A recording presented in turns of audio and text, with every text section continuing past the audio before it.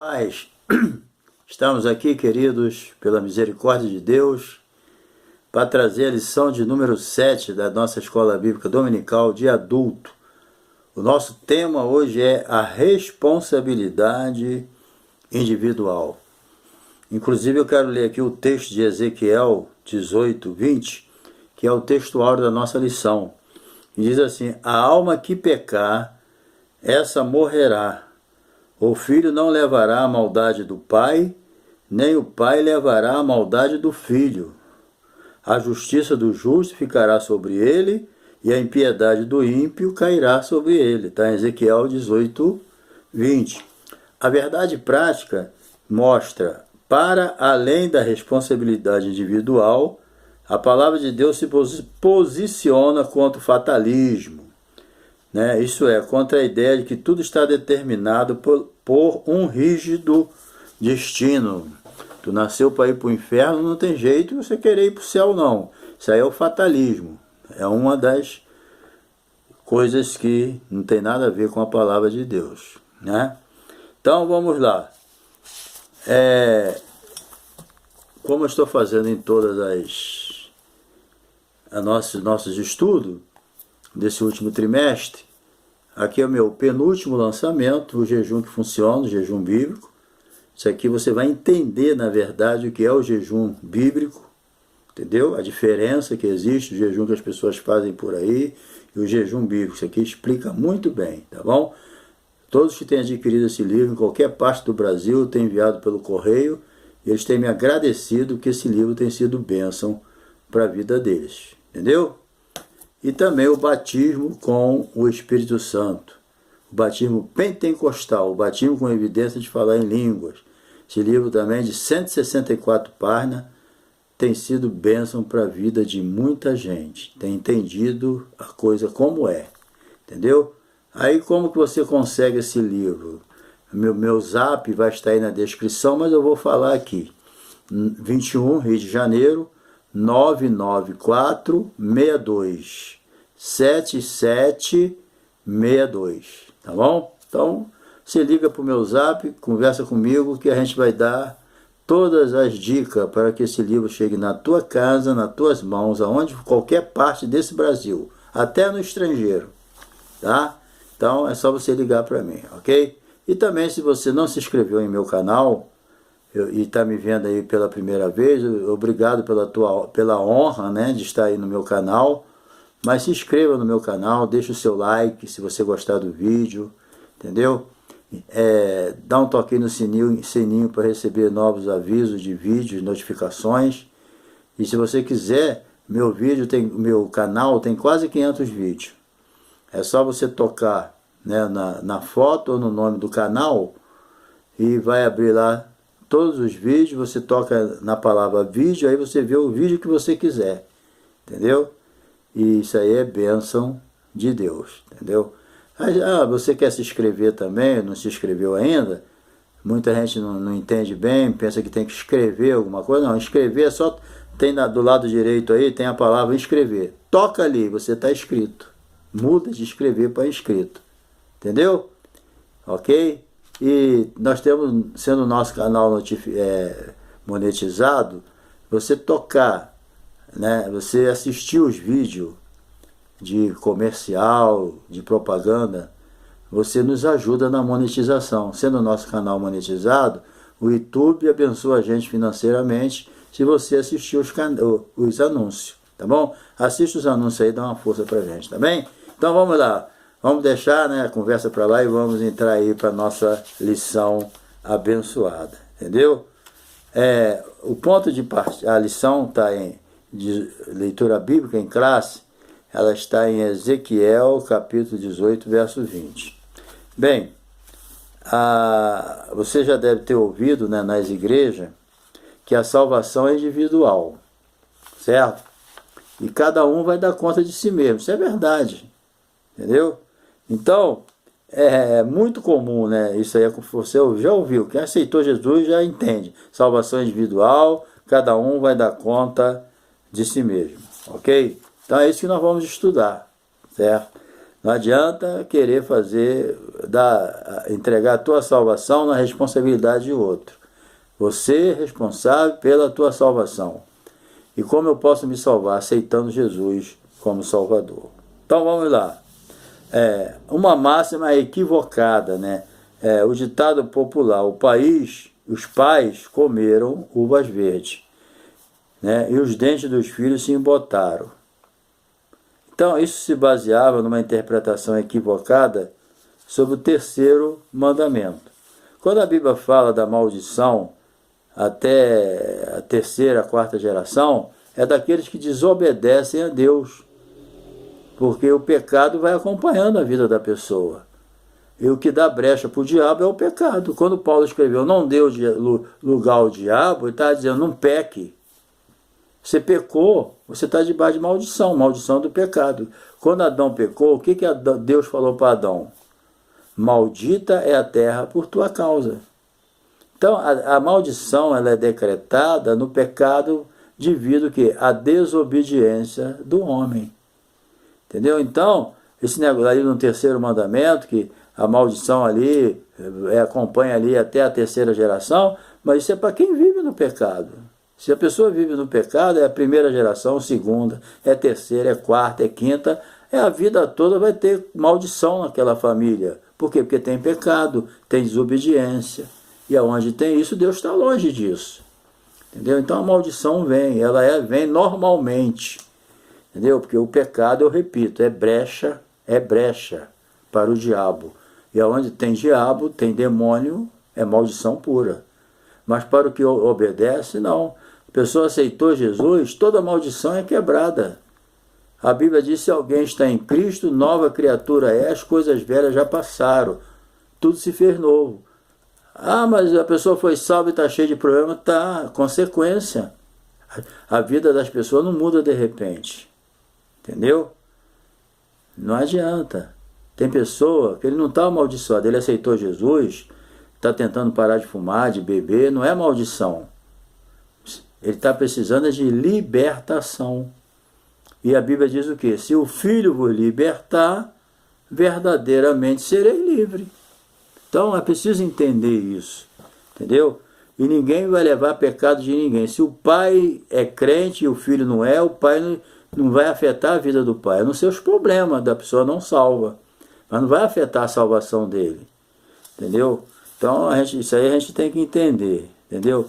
A maldição hereditária, ela permanece quando os filhos continuam nos pecados dos pais. Entendeu? Eu conheço pessoas que o pai era beberrão, alcoólatra, e o filho tem raiva de cachaça, raiva de álcool. Está entendendo? Então depende da pessoa. O pai gostava de uma bebida, aí o filho também vê e passa a gostar. O pai fumava, meu pai fumava. Eu via meu pai fumar, achava legal. Aí fumei, com 13 anos eu comecei a fumar, beber, entendeu? Mas seguindo o quê? O mesmo ritmo da família, era normal isso. O pecador é tão cego que essas coisas ruins ele acha normal, é da vida. Mas não. Mas no dia que eu aceitei Jesus, meu pai não aceitou, minha mãe não aceitou, ninguém era crente na minha família. Mas eu aceitei Jesus, é individual, entendeu? Acabou. Aí eu aceitei Jesus, sou salvo, aí meu pai não quer, nem minha mãe, aí eu vou para o inferno por causa da culpa dele que ele não quer. Não, tem nada a ver. Salvação é individual e cada um vai dar conta de si mesmo. A minha mãe é crente, ela vai no círculo de oração, ela ora por mim, eu não preciso ser crente. Tu morrer, vai embora sem salvação. Vai para o inferno. E a tua mãe vai para o céu. Por quê? Porque a salvação é individual. Você nunca vai morrer por causa do pecado da tua mãe, nem tua mãe vai morrer por causa do teu pecado, por causa do pecado do filho, nem do pai, nem da minha mulher. Jesus falou mesmo, aquele que não deixar pai, mãe e por aí afora a mulher, por amor de mim, não é digno de mim. Então salvação é individual, você vai dar conta de você. Entendeu? É isso que a gente tem que entender. Maldição é para quem continua no pecado. O pecado entrou, pelo homem entrou o pecado no mundo, pelo pecado a morte, e a morte passou a todos os homens, e por isso todos pecaram. Maldita é a terra por tua Por causa do pecado. A desobediência a Deus traz maldição. Entendeu? Então a gente precisa entender isso. Bem, Jeremias e Ezequiel trataram do assunto. Então a palavra profetizada em Jeremias é escatológica. A ação de Jeremias era dessa forma. Quer dizer, tudo aqueles problemas de Israel não era só para eles. Entendeu?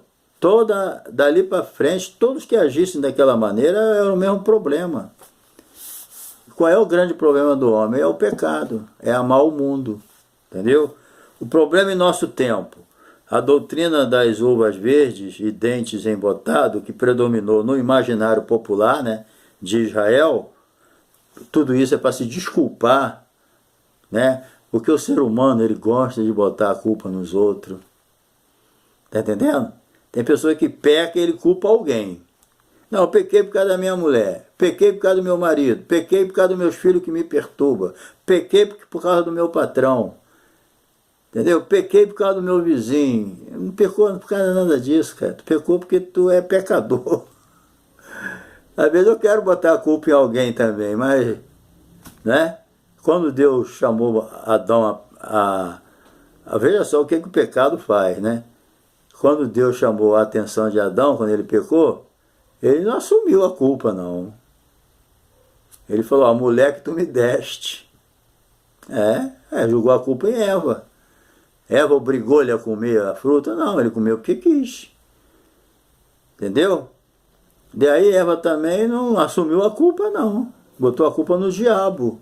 A serpente me enganou. Jogou a culpa para ele. O diabo olha para trás, não tem ninguém para culpar, teve que segurar tudo, né? Mas tu vê que desde do Éden, as pessoas não assumem mais. Eles sempre querem lançar a culpa do seu erro em cima de alguém. E era assim que Israel estava fazendo, né? Os filhos comem uva verde, né?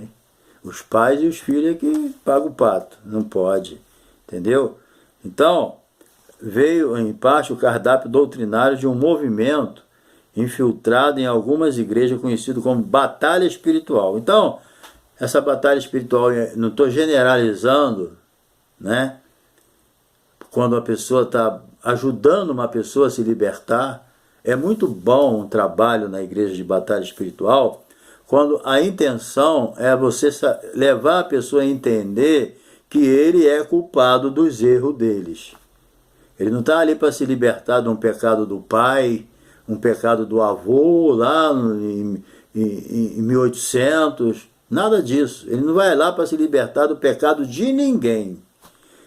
Entendeu? Eu sou a favor de um trabalho de libertação, de orar pela pessoa, impor as mãos, para libertar ele dos pecados dele.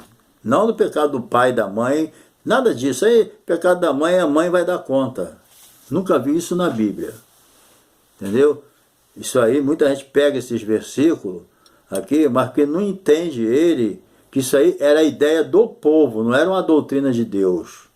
Tem coisa que está na Bíblia que Deus está apresentando o que o povo fazia, o que o povo pensava, o que o povo achava, mas não é Deus que estava definindo isso.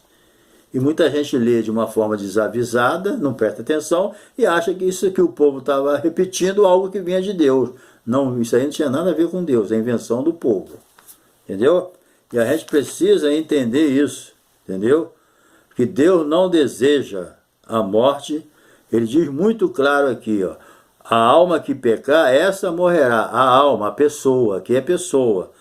O filho não levará a maldade do pai, nem o pai levará a maldade do filho. A justiça do justo ficará sobre ele, e a impiedade do ímpio cairá sobre ele. Então é essa ideia errônea que as pessoas pegam para ele. Não, Deus está sendo muito claro aqui. Ninguém vai levar a culpa de ninguém. Certo? Ninguém vai para o inferno porque herdou o pecado do pai ou da mãe. Sai fora disso. Agora, voltando ao que eu estava falando, eu sou a favor de um trabalho na igreja de libertação. As pessoas aceitaram a Jesus, estão lutando contra o vício, droga, bebida, homossexualismo, entendeu? Alcoolismo, prostituição, seja lá o que for. Vamos orar por ele, pela libertação, para ele ir crescendo na fé e se fortalecendo, mas sempre levando ele a entender que nós estamos orando para Deus libertar ele, né, do pecado dele, não do pai, da mãe, do bisavô e do tataravô. É isso que a gente tem que entender, entendeu? Agora é lógico que tem família que é inclinada à bebida, são alcoólatras. Outras pessoas tem família que é inclinada ao fraude, cada um, entendeu? E quem quiser acompanhar, acompanha, mas quem não quiser, não acompanha. Entendeu? Existem pessoas que, criado no meio de família viciada, mas ele não é. Então tudo depende da gente, entendeu? Então eu não sou a favor de um trabalho de libertação que tem essa finalidade, ajudar as pessoas, que o crente, na verdade, querido, ele tem que ajudar o outro a se libertar. Entendeu? Nós não somos autossuficientes, não. A igreja é um corpo. O pé não precisa da mão, o olho não precisa do ouvido, o ouvido não precisa da boca. Então, na igreja, a igreja é um corpo, o cabeça é Cristo. Então, nós somos membros em particular. Então, assim como o corpo tem seus membros dependentes um do outro, nós também, na igreja, dependemos um do outro. Deus não nos criou autoexistentes, só Deus é que é autossuficiente. Nós não. Às vezes eu dependo de alguém, ore por mim. Eu tenho minha vida de oração, mas muitas vezes eu sinto que eu preciso de oração. E a Bíblia diz, orais um pelos outros. Já é o suficiente, né? Quando alguém se converte a Cristo, deixa de aborrecer a Deus, logo que essa passagem do terceiro mandamento do decálogo, da lei, né? Não pode ser aplicada a crente.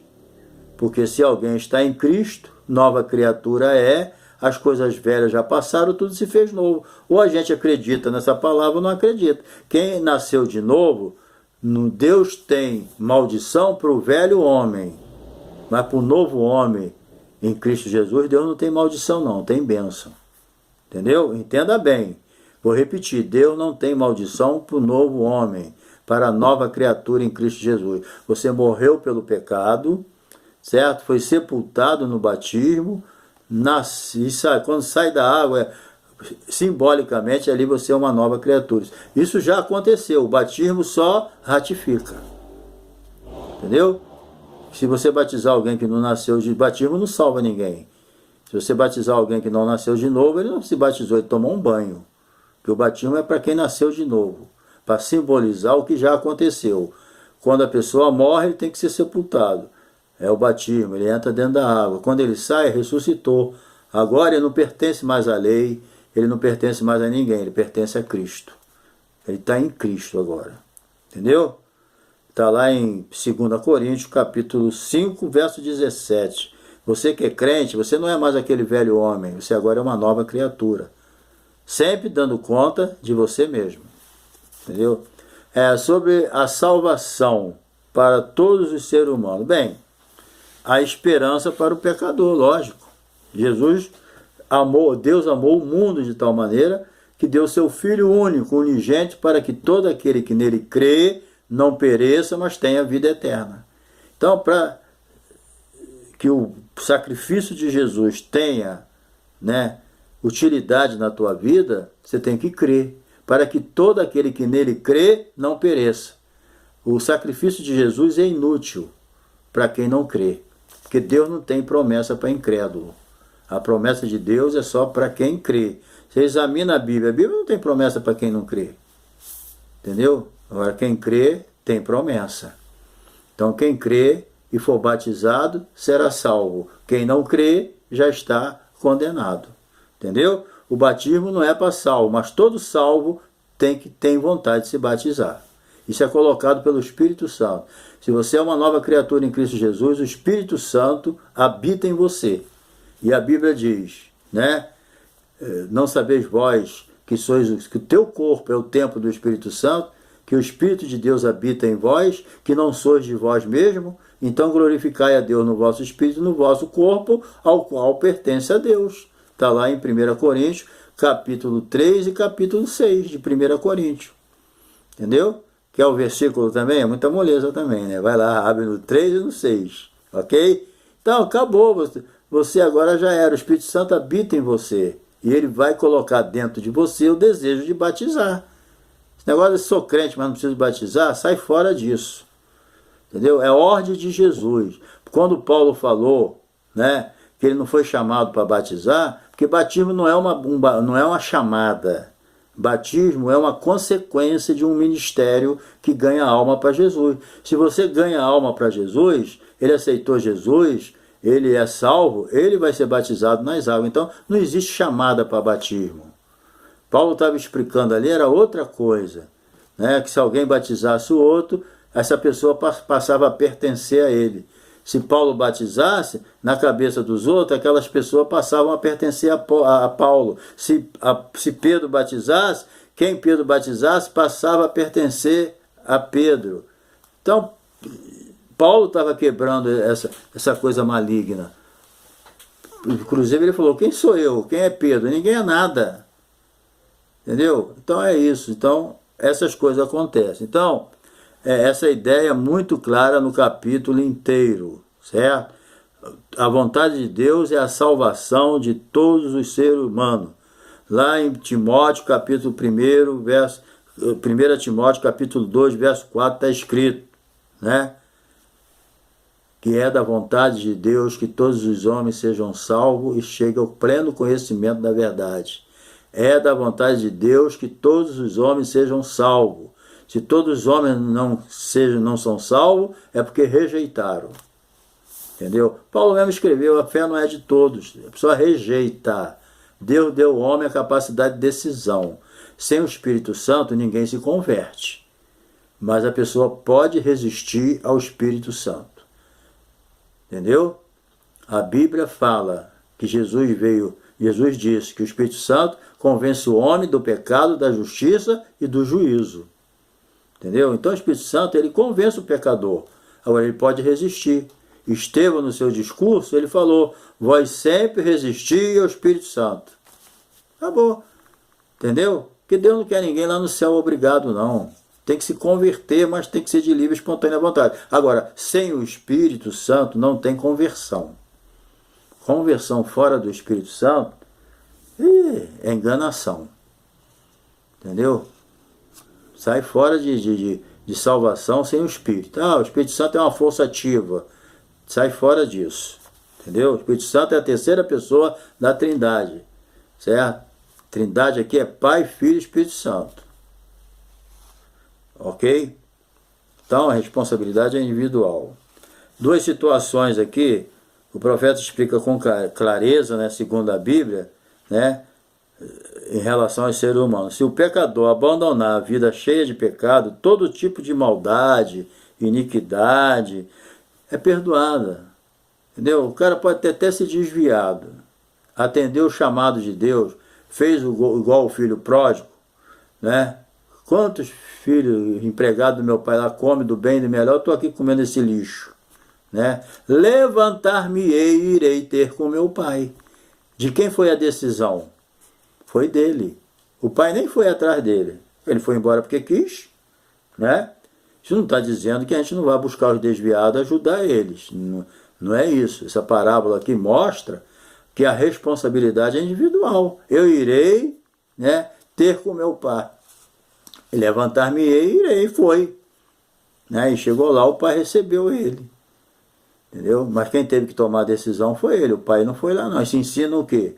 O Espírito Santo pode falar, mas se eu não quiser vir, ele não vai me trazer a força, não. A graça de Deus é irresistível para transformar a vida da gente quando a gente dá lugar a Deus.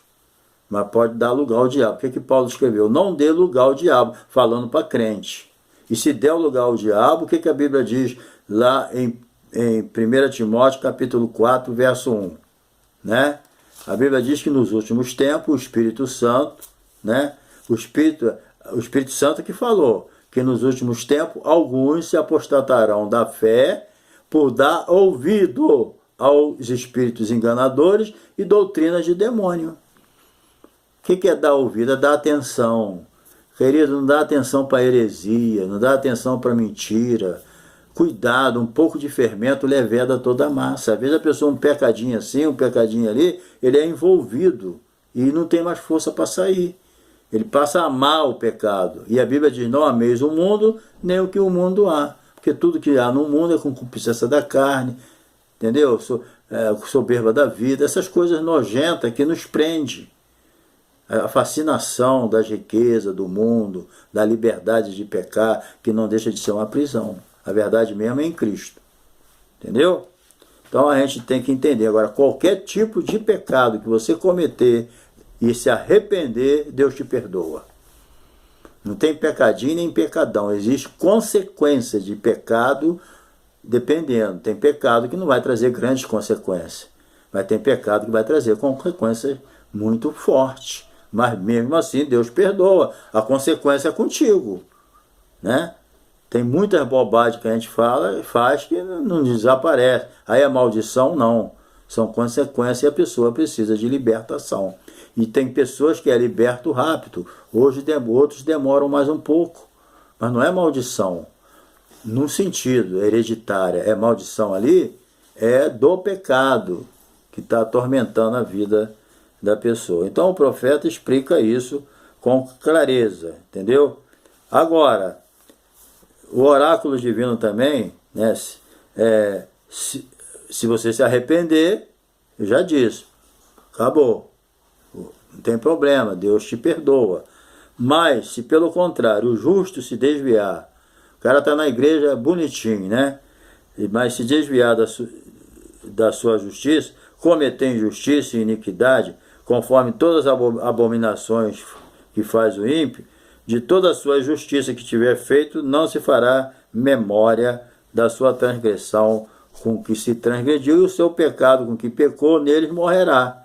É possível, assim, sim, o salvo perder a salvação temporariamente ou definitivamente. O cara está legal na igreja, está servindo a Deus, se desvia, começa a praticar coisas hediondas, como eu tenho visto, né? Infelizmente, pessoas que eram bênção na igreja, mas depois se desviou e acabaram sendo mortos no pecado. E morreu sem salvação. Morreu longe de Deus. Ah, mas e os tempos que ele teve na igreja? Aí não conta. Não existe isso. Entendeu? É triste, né? Mas a Bíblia deixa isso claro.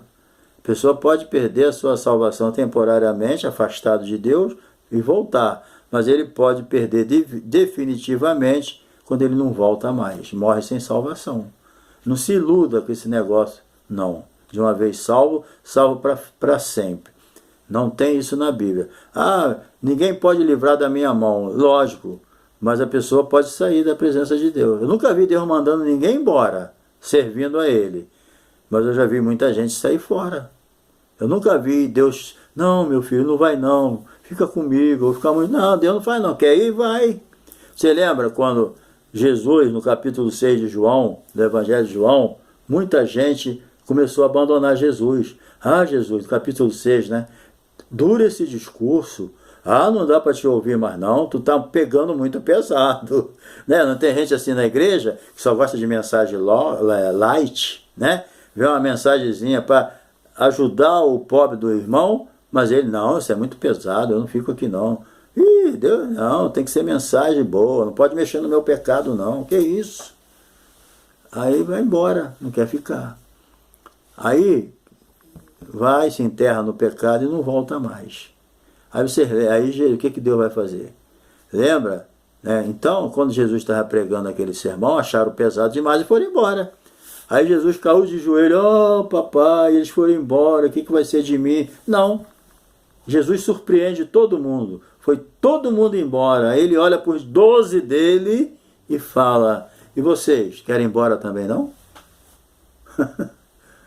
Não quer ir embora não? Pode ir. Vocês não estão comigo obrigado não, é aquele que quiser, vir após mim, negue-se a si mesmo, toma a sua cruz e siga-me. Jesus é bem claro, aquele que quiser me seguir, meu filho, você vai ter que negar a si mesmo, e tomar a sua cruz e seguir ele. Deus não fica de mimimi, não.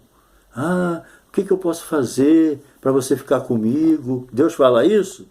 Tu quer que eu alargue a porta um pouquinho aqui para você ficar? Você é tão legal? Não. Tu quer ficar do jeito que é? Não. A porta é estreita e apertada, é o caminho que leva ao céu, mas larga e espaçosa é o caminho da perdição. Entendeu? E Pedro, quando ouviu aquilo, falou: não, Senhor, para onde nós iremos? Se só tu é que tens a palavra da vida eterna. Eu vou para onde? Vou voltar para a macumba? Vou voltar para a prostituição, para os vícios das drogas?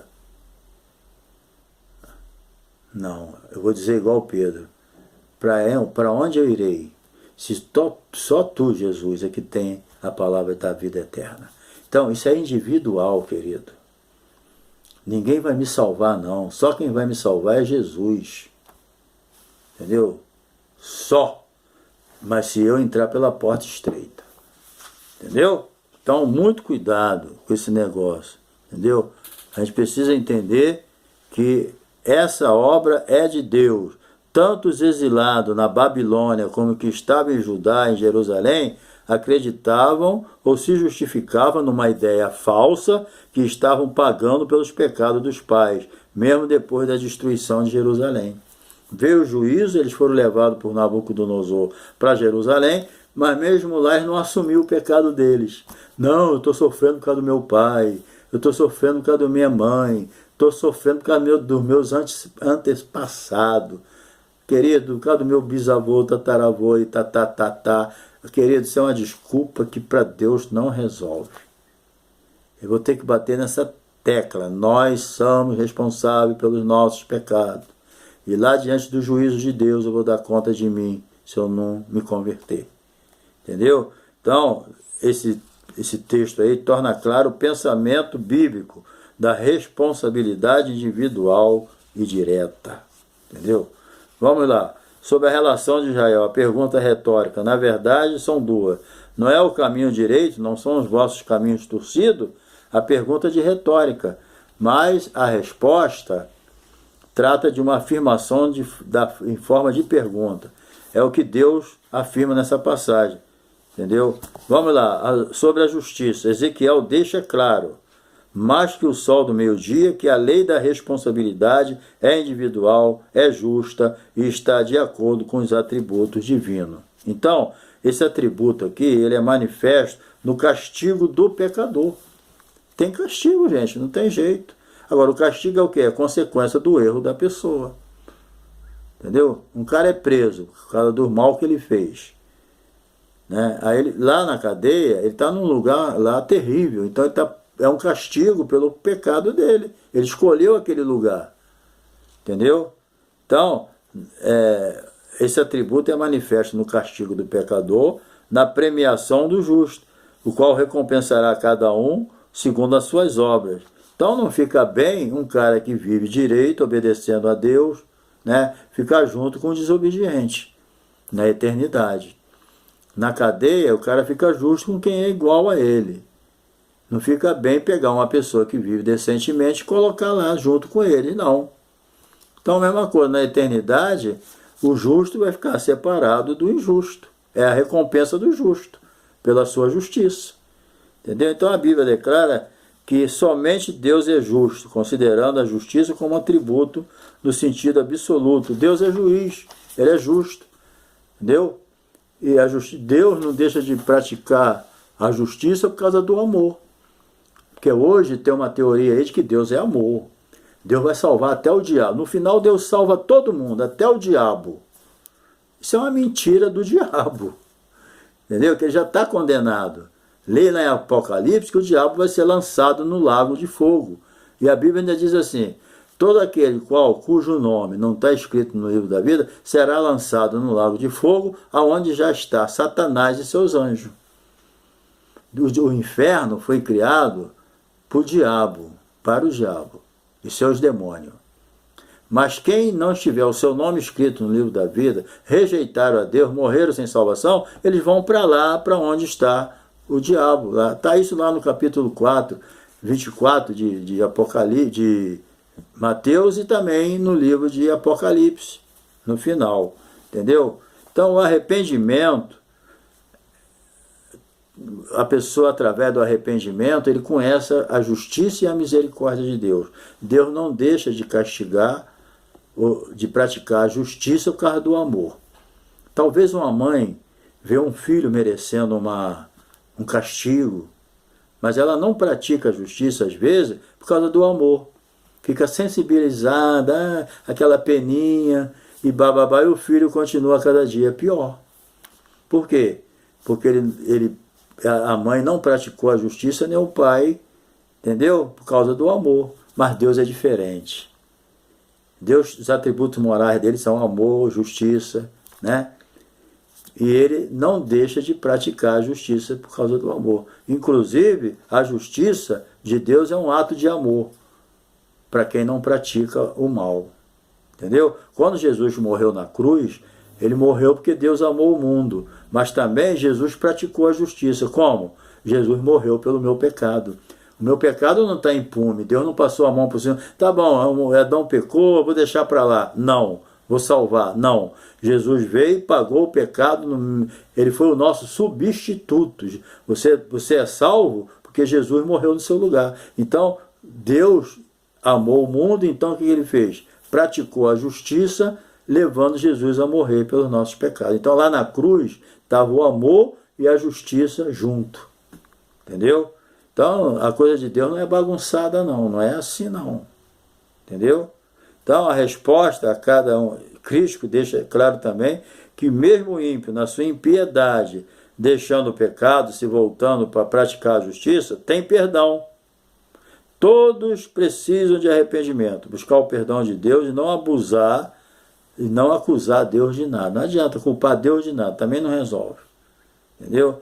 Todos nós, até o crente, precisa se arrepender.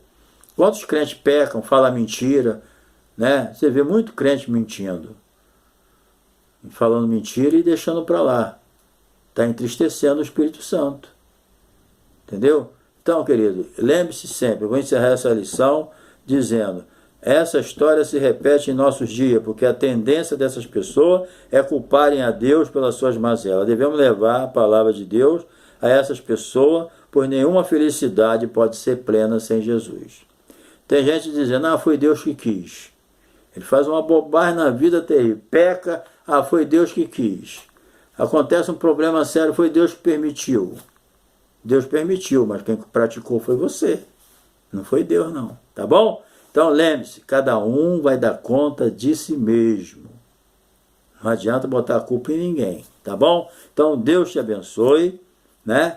E até a próxima lição, que nós vamos estudar sobre o bom pastor e os pastores infiéis.